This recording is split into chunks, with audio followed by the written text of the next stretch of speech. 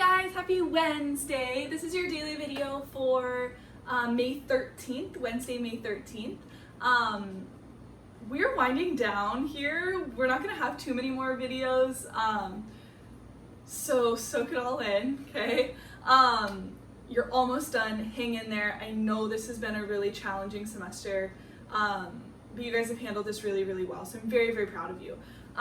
We are officially on Unit 5. Yesterday's video from the 12th was a little introduction to Unit 5 and an overview of the basic level 1 simplification problems. So today we're going to go into kind of like a level 2 solving. Same idea and concept from yesterday, we're just going to add like one extra little piece to this. Before we get going on your slideshow for today, it does give those same announcements again. Please just make sure you are paying attention to the calendar, paying attention to how I'm going to grade you, paying attention to all of those little things. Because we're wrapping up here, we're running out of time. Seniors, your last day to turn stuff in is Monday the 18th. Everybody else, you guys have until Friday the 22nd. If you have questions about that, please let me know, but just make sure you are paying attention to that stuff. Okay. All right, so we're just gonna do like really super fast recap, and then I have 3 examples for you. I'm gonna try to make this one a little bit shorter. We'll see. I know I talk a lot. Okay. So remember right now we are working on rationals.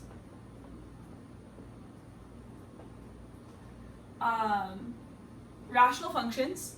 Okay, and this, we talked about it being a polynomial over a polynomial, right? So we're looking at fractions here, and fractions seem really scary and everybody hates them, I know that, but they're not bad, I promise. You're gonna be fine with these fractions. I gave you 2 steps yesterday. So the first step was to factor if you need to. We haven't had to do that yet. Everything I've given you so far has been factored, so we're gonna add this in here today. And then we just looked for our common factors. So just looking to see, right, what matched on the top and the bottom. And then I gave you 2 really important rules. I gave you the canceled rule. And that basically just said that if everything gets canceled out, we are not left with a 0, we're left with a 1. Okay, and then I gave you that marriage rule as well. And the marriage rule just says, right, when there's 2 terms that are combined with a plus or a minus, that's like a little marriage, and we can't break up plus and minus sign. So we can only break or cancel out at multiplication. We can't cancel out at addition or subtraction. Okay, and again, this stuff was all in the notes from yesterday, the 12th, so you can go back to that if you need to. And just really quickly, here is what we worked on yesterday. So I gave you something like this: x minus 1, x plus 3, x minus 7, over x minus 7, x minus 1, times x plus 5. And I asked you to simplify this rational expression. So I just asked you to reduce this. Luckily, this one is already factored for us. Everything that you've done so far has been factored. We have the little groups. These are all being multiplied. So this is x minus 1 times x plus 3 times x minus 7, same thing on the bottom. So the only thing you would need to do on this problem is just go through and cancel out your common factors, right? So looking at what matches on the top and the bottom. And I see an x minus 1 and an x minus 1. And I see an x minus 7 and an x minus 7. That leaves us with an x plus 3 on the top and an x plus 5 on the bottom. And then our marriage rule is the one that tells us, even though these x's match here, because they're being added, they're married, we can't cancel out the x's. So this right here is our final reduced answer. So nothing is really going to change from this.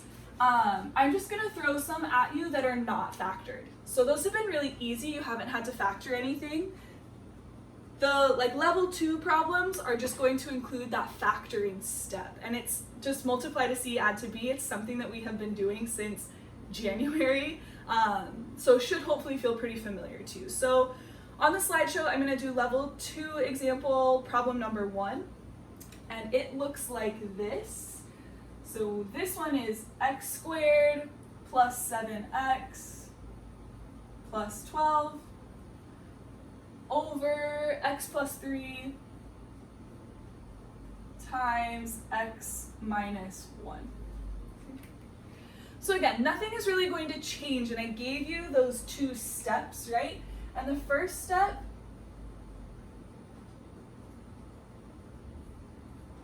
is to factor. So far we haven't had to do this, but if you look here in my numerator, I don't have the little groups. I don't have anything being multiplied, so I need to create the little groups on the top.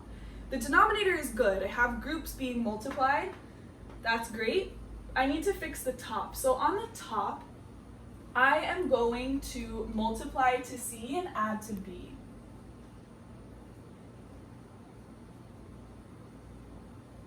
And my C value here is a 12.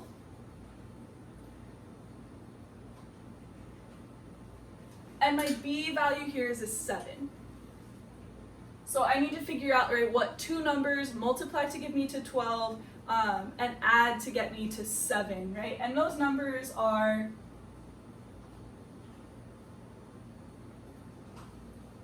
3 and 4. So the 2 numbers that we determine here give us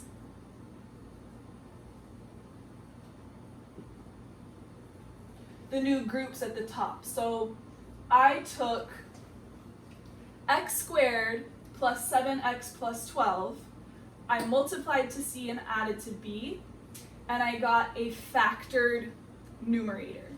And then the denominator, since it's already factored, it's going to stay exactly the same. X plus 3, x minus 1. Okay. So the first step is always to create these little groups if they're not there already. Okay. So we just multiplied to C, add to B on the top. The denominator we left alone. So we only changed the top part here.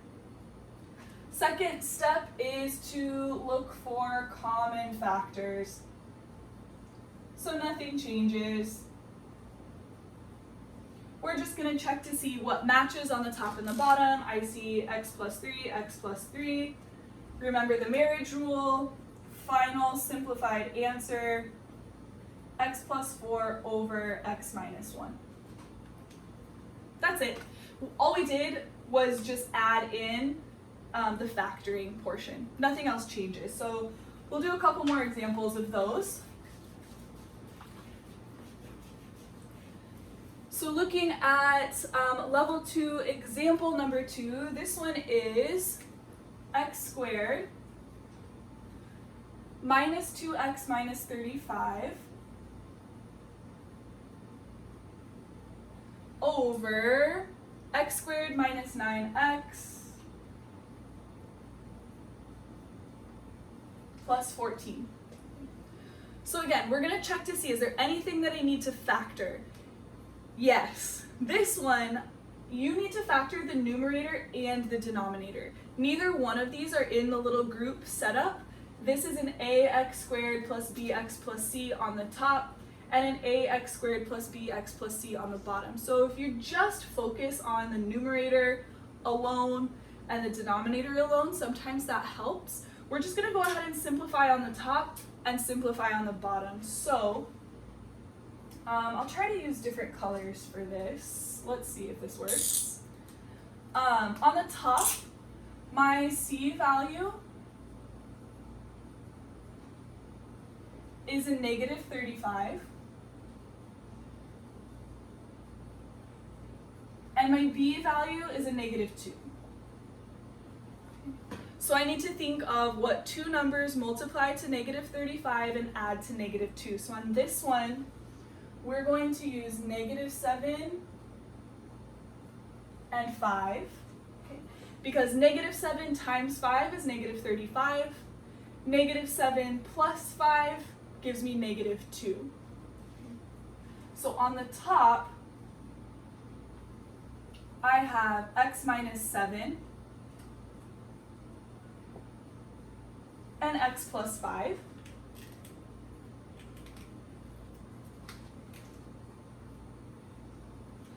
I'm going to do the same thing with the denominator now. I have multiply to c, add to b here. My c value is 14. And I'm going to add to my b value, which is negative 9. So again, I'm thinking in my head, okay, what two numbers multiply to positive 14, add to negative 9? Those two numbers are negative 7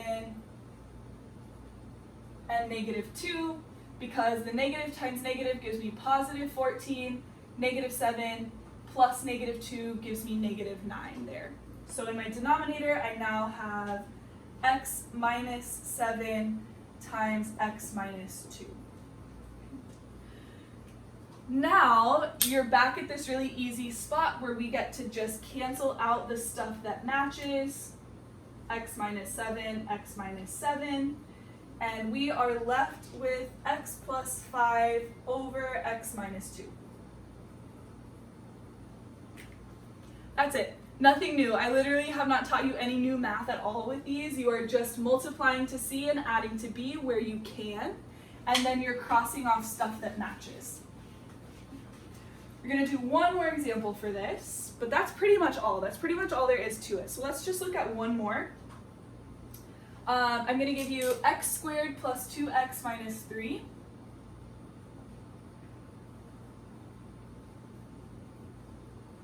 Over, this one is going to look a little bit different. X minus 1 times x squared plus 5x plus 6.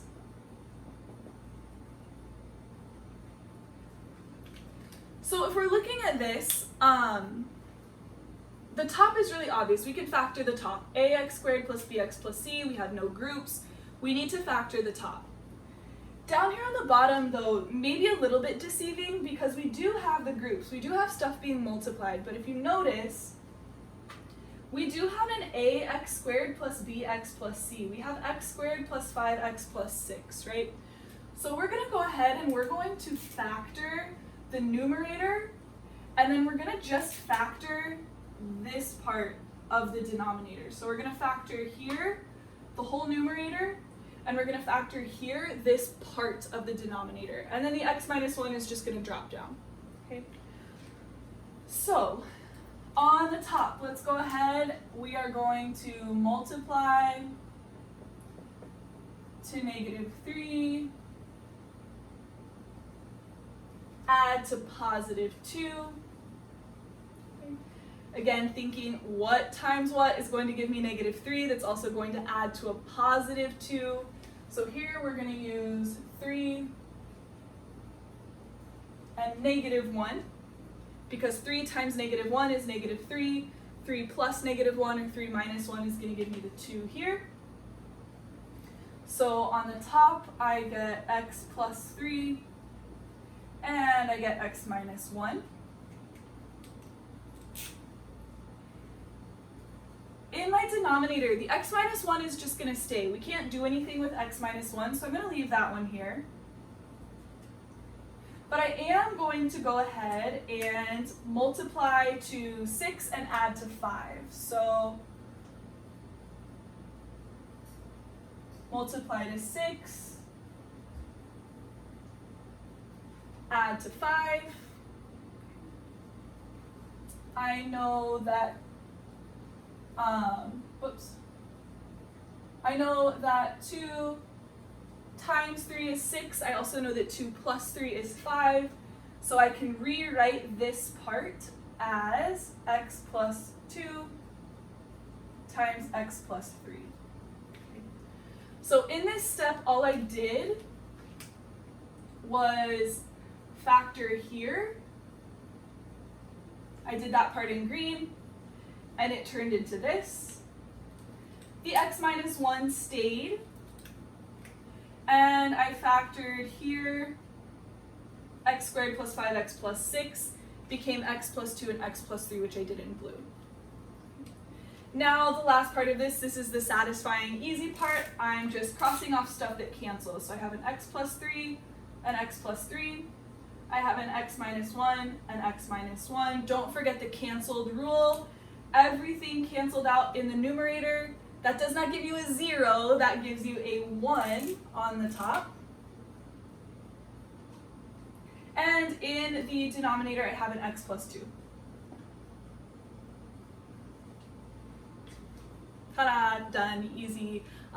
Like I said, I haven't taught you anything new at all. You guys know how to multiply to C and add to B. The rest of it is just canceling out stuff that matches. Okay, so if you have questions on this, please let me know. Otherwise, you are off to do your daily assignment for today. After this, we only are going to look at multiplication and graphing, so we only have 2 more topics for Unit 5, so it's going to go really quickly. We're going to do the solving level 1, solving level 2. We'll do multiplication tomorrow, graphing on Friday, review Monday, formative, and you guys are done, okay, for the whole year. So please let me know if you have questions. Make sure you're paying attention to your assignments and what you have turned in. Take advantage of this last week and a half here and hang in there. We're so close to being done. All right, great job, guys.